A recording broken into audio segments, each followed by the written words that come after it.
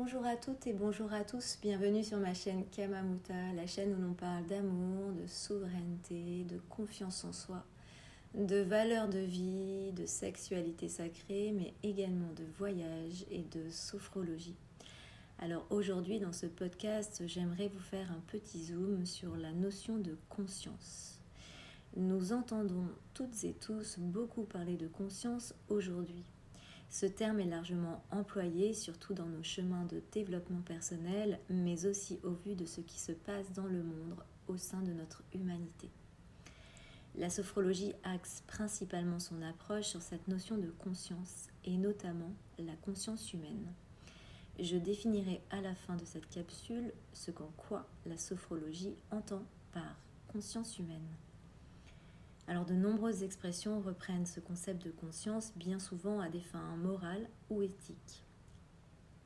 Il est courant d'entendre conscience professionnelle, alléger sa conscience, avoir une bonne conscience, en avoir gros sur la conscience, en mon âme et conscience, etc., etc. Mais pensez-vous que nous pouvons uniquement relier la conscience à des respects de code moral et éthique, de bienséance ou en fonction de nos croyances ? La conscience a longtemps été ignorée par la science, car ce terme n'évoquait qu'un concept subjectif. Peu à peu, elle devient un concept de réalité et la phénoménologie, dont je vous ai fait une brève présentation dans une précédente capsule, est déterminante dans l'évolution réaliste de cette conscience. Le petit Robert définit la conscience comme étant sa propre connaissance immédiate de notre activité psychique, s'opposant à l'inconscient. Il définit également la conscience comme connaissance immédiate et spontanée.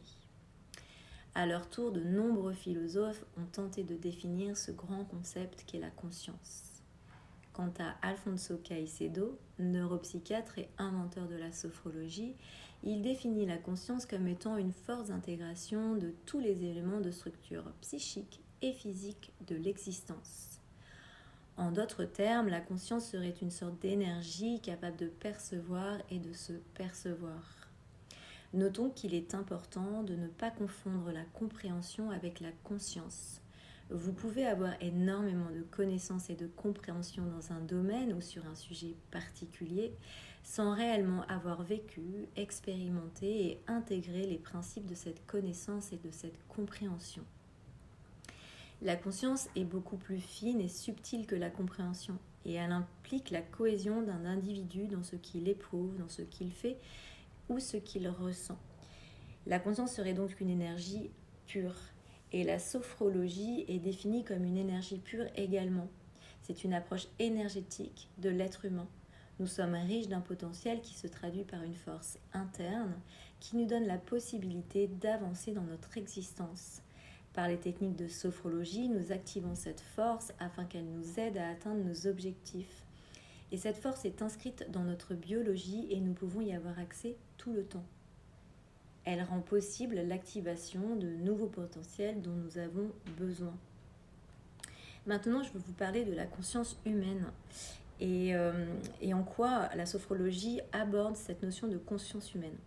La conscience humaine est reliée à notre présence au monde à travers notre corps et nos sensations.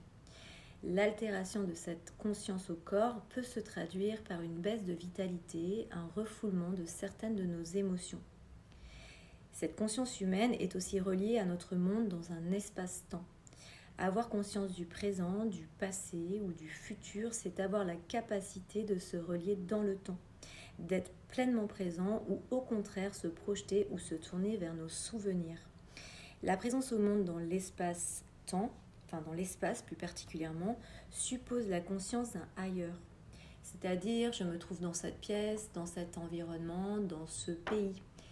Et à ce sujet, je vous invite à découvrir la pratique de la tridimensionnalité qui aborde à merveille ce facteur d'espace-temps à travers le monde.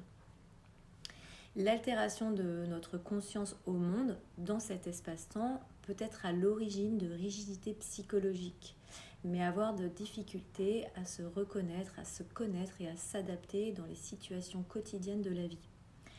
La conscience humaine est aussi reliée aux valeurs fondamentales de notre existence.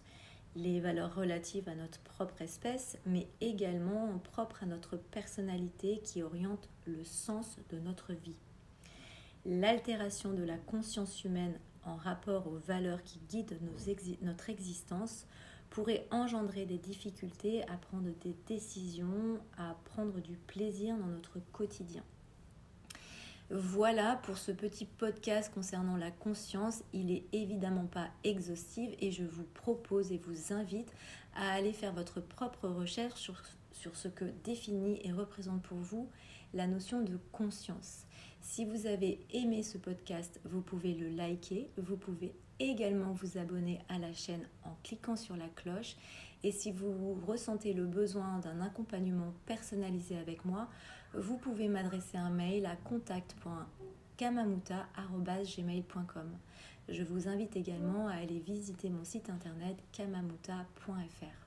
Et j'en profite dans cette capsule pour vous rappeler que actuellement je suis en voyage avec mon van Carl, que l'on a nommé le voyage de l'amour. Et en effet, nous partons à la rencontre des thérapeutes, des personnels soignants, mais également de toutes celles et ceux qui ont voulu remettre du sens dans leur vie, afin de vivre une vie plus alignée et en harmonie avec leur être véritable. Ces rencontres feront l'objet d'interviews que je ne manquerai pas de poster sur cette chaîne YouTube. En attendant de vous retrouver pour un prochain podcast ou une prochaine séance de sophrologie, je vous souhaite à toutes et à tous une belle journée ou une belle soirée. Et à très vite.